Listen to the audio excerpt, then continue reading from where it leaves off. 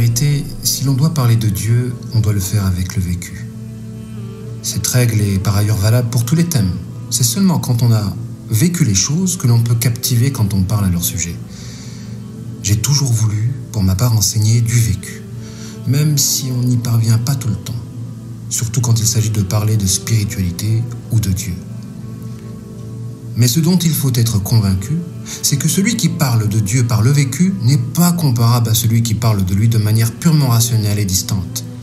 Car le vécu équivaut à une certaine alliance avec le thème, et cela génère consécutivement une captation de l'attention.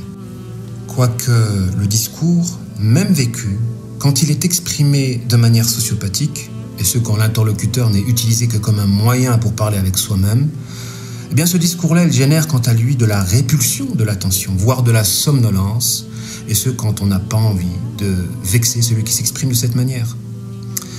Aussi, pour revenir dans le vif du sujet, nous sommes donc tous confrontés en réalité, et ce tous les jours, à un spectacle où toutes les créatures sont telles des illusionnistes, quand à travers notre regard, nous les rendons capables d'avoir un pouvoir de produire un effet indépendamment du divin.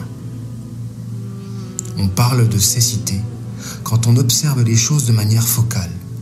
Que cette focalisation soit causée par la mécréance, et ce quand on refuse de croire en la vie après la mort et qu'on observe les choses donc uniquement à travers le bas monde, ou que cette focalisation soit provoquée par l'ignorance ou les passions. Vous avez des gens qui sont tellement passionnés qu'ils font abstraction des conséquences néfastes qu'implique leur passion, à l'exemple de ceux qui sont victimes d'amour passionnel. Eh bien parfois, c'est plus subtil que ça.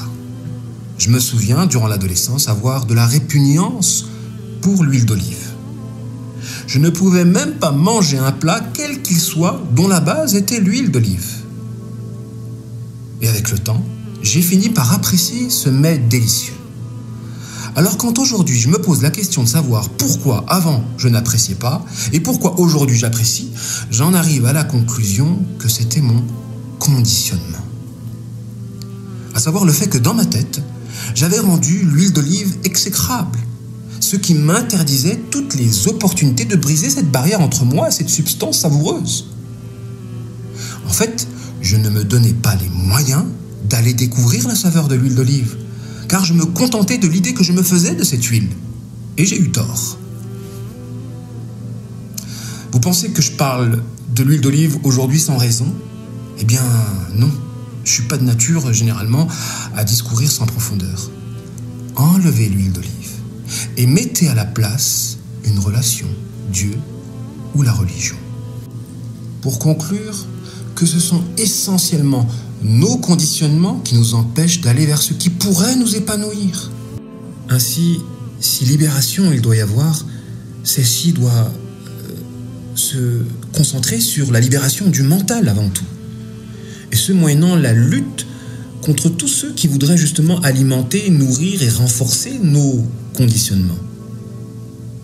Et à ce niveau-là, vous avez Satan, dont la mission justement est de créer justement ce conditionnement à même de nous empêcher d'aller vers la vérité, voire de nous en écarter.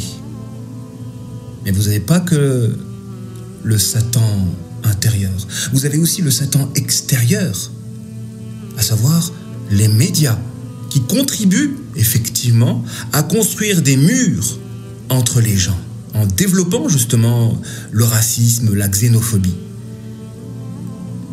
de sorte de nourrir certains conditionnements qui empêchent les personnes sincères de découvrir la vérité et de s'épanouir. Parce qu'en réalité, la sincérité mène toujours au meilleur, et donc au développement positif. Et ce, quand justement les bonnes rencontres ont lieu. Mais c'est les conditionnements qui vont tout faire pour éviter ces bonnes rencontres. Comme quoi il y a un grand challenge en notre époque, à savoir créer des ponts et permettre certaines discussions à même de briser les barrières, tout simplement. Vous voyez comme c'est difficile à l'heure d'aujourd'hui d'aller vers l'autre. Des fois on est conditionné, je ne le connais pas, je ne vais pas vers lui. Je ne le connais pas, je ne le salue pas. Alors qu'on pourrait changer des trajectoires de vie, ne serait-ce que par un échange. C'est fou le nombre de personnes qui sont conditionnées. Et vous pouvez le remarquer uniquement à cette froideur entre les gens. Parce que pour être froid et ne pas aller vers l'autre, c'est qu'on est conditionné. Conditionné à se dire que potentiellement la prise de contact avec une personne que je ne connais pas risque de m'être plus néfaste que positive, à cause des a priori, des préjugés, etc. Et du coup, les gens restent enfermés dans leur bulle. Parfois, on peut vivre des années sans connaître notre propre voisin. Briser certains conditionnements fera de vous une personne vraiment originale et singulière. Et je vous invite tous à le faire. Et c'est comme ça qu'on ira justement vers un monde meilleur.